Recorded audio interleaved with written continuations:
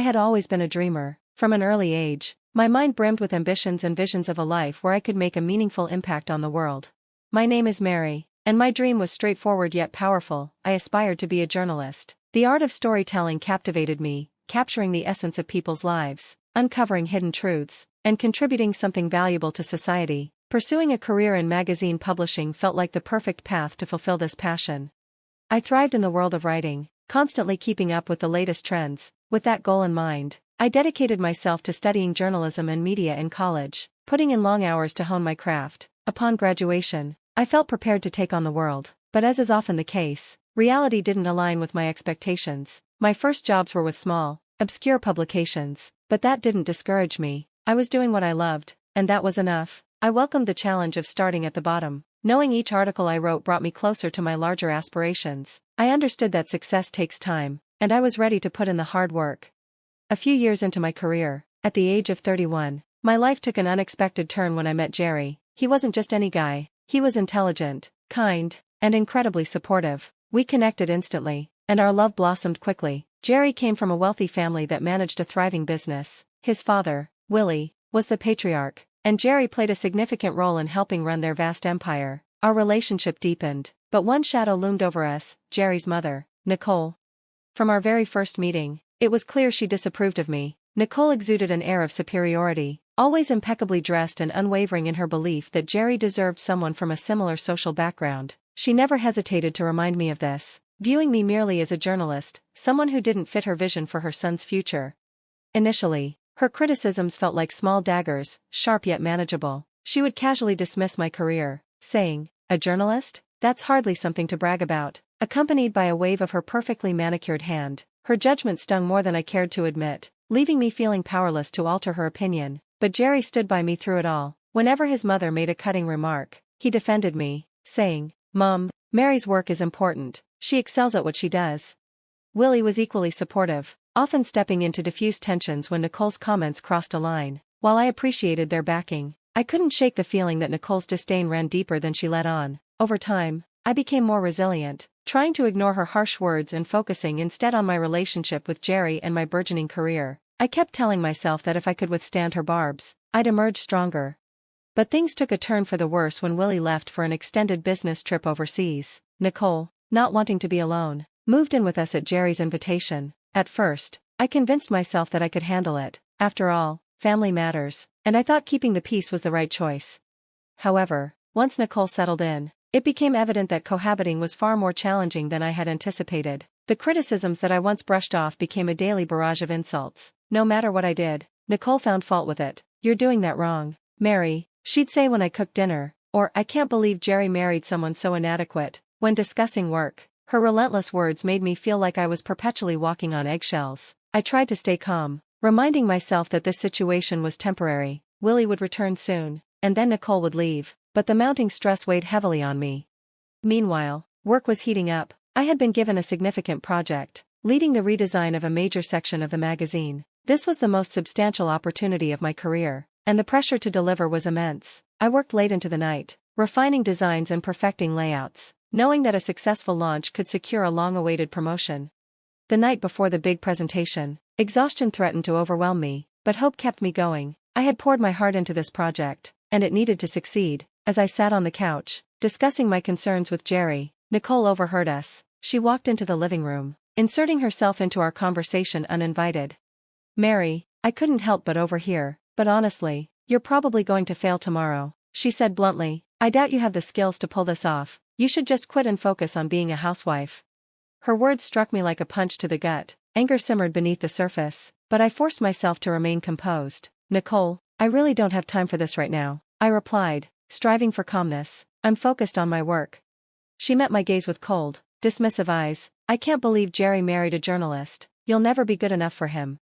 That was the breaking point. I had endured her jabs long enough. "You've overstepped, Nicole," I said, my voice steady but firm. "You don't get to insult me like that."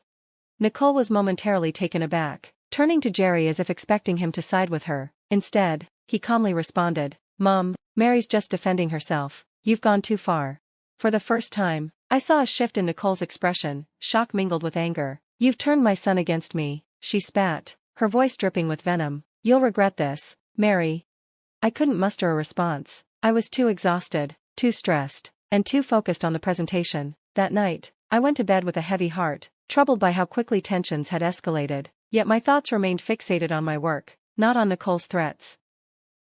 The next morning, I arrived at the office early, eager to finalize my presentation, but when I opened my laptop, my heart dropped. All of my files were gone. My entire desktop had been wiped clean. Panic surged through me as I frantically searched my folders. My emails had vanished, and even the trash was empty. It was as if my laptop had been reset overnight.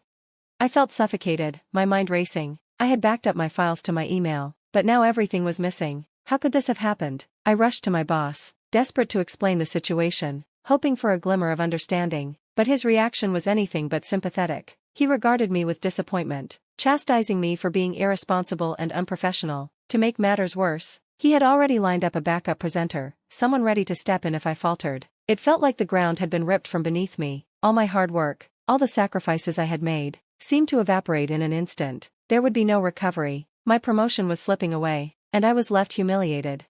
Tears streamed down my face as I walked out of the office, feeling utterly defeated. When I arrived home, I found Jerry still there. He had taken the day off to be by my side. Sensing that something was wrong. "What happened?" he asked, worry etched across his face. "There was no presentation," I whispered, struggling to hold back sobs. "Everything was deleted. My laptop, it's all gone." Jerry's expression crumbled. He pulled me into his arms as I cried, overwhelmed by the weight of my loss. "How did this happen?" he asked, confusion evident in his voice.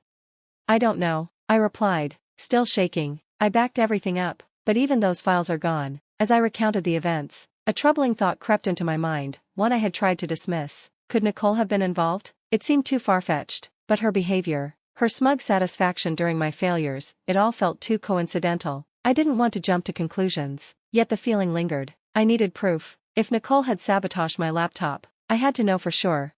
Taking matters into my own hands, I ordered a hidden camera that resembled a smoke detector. After installing it in my office, I hoped to catch any suspicious behavior. A few days later, I baited Nicole by mentioning that I had been given another chance to present my work. Her eyes sparkled with curiosity.